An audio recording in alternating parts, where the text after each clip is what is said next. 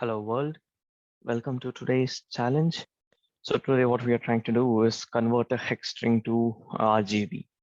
So when working with color values, it can sometimes be useful to extract the individual red, green and blue components value for a color, implement a function that meets these requirements. So what we need to do is implement a function that accepts a case sensitive hexadecimal color string as its parameter. So this is basically our case sensitive hexadecimal color string.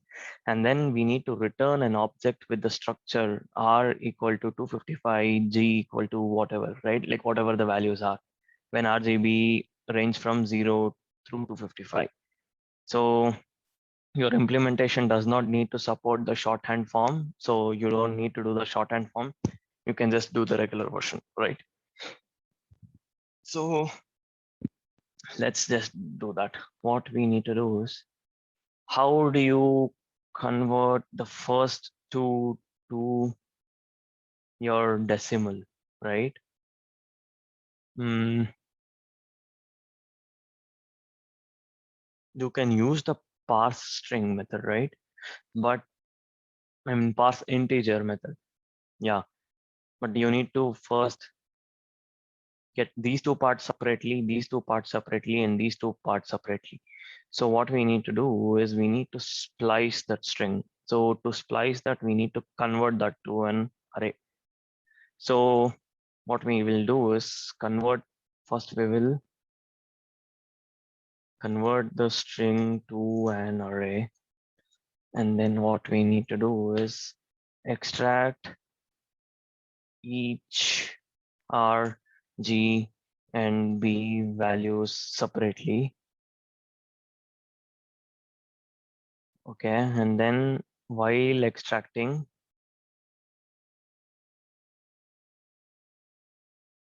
we need to convert them to hex and then store it inside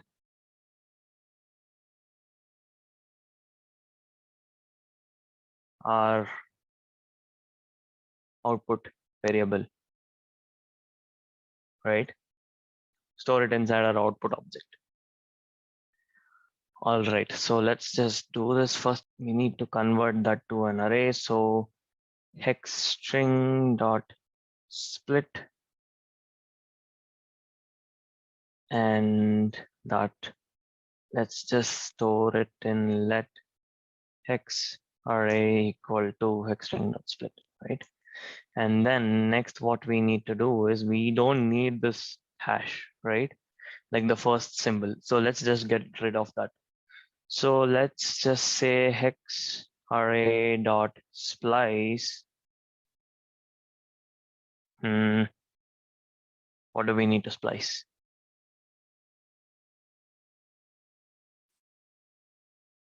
Let's just check out our splice method real quick. So we need to splice starting from R1, right? Because we don't need the first one. So let's just say splice 1 until the end. So console.log hex array, we need to have everything but the hash. And we have the hash and not anything else, right? So what did we do? Adds or removes item from an array and returns the removed items. Okay.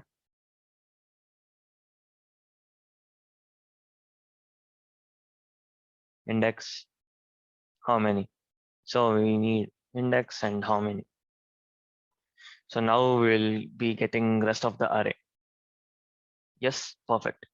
So now what we need to do is we need to get these two parts first. So again, let us just use our splice method, right? Let's just say let red equal to hex array dot splice. Starting from 0, we need 2 elements. And because this is an array, let us just join them, right, to a string.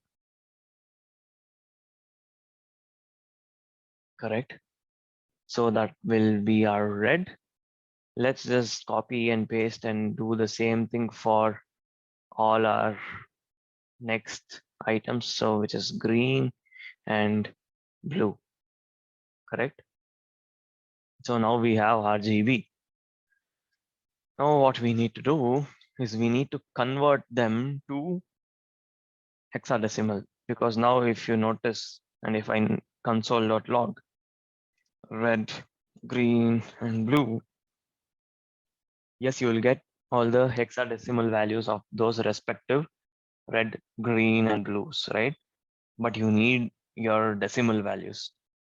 So what you can do is you can say red is equal to,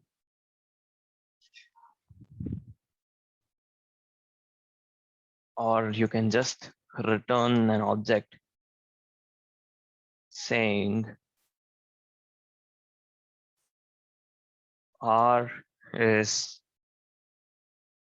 red, no, parse int red, comma, and this should be a string variable, right? Because parse int takes string, comma 16. And this goes for everything else, like the same pattern.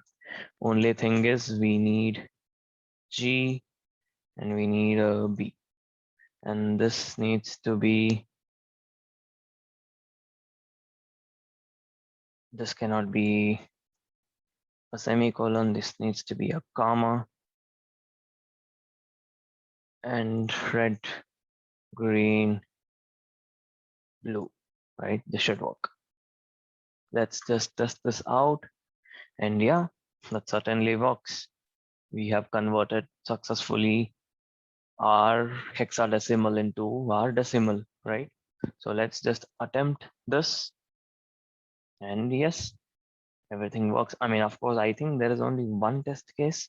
Anyways, I mean, our solution was perfect. I just wanted to try it out with different test cases. I'm going to make that an effort in the next video if we have just like one or two test cases, right?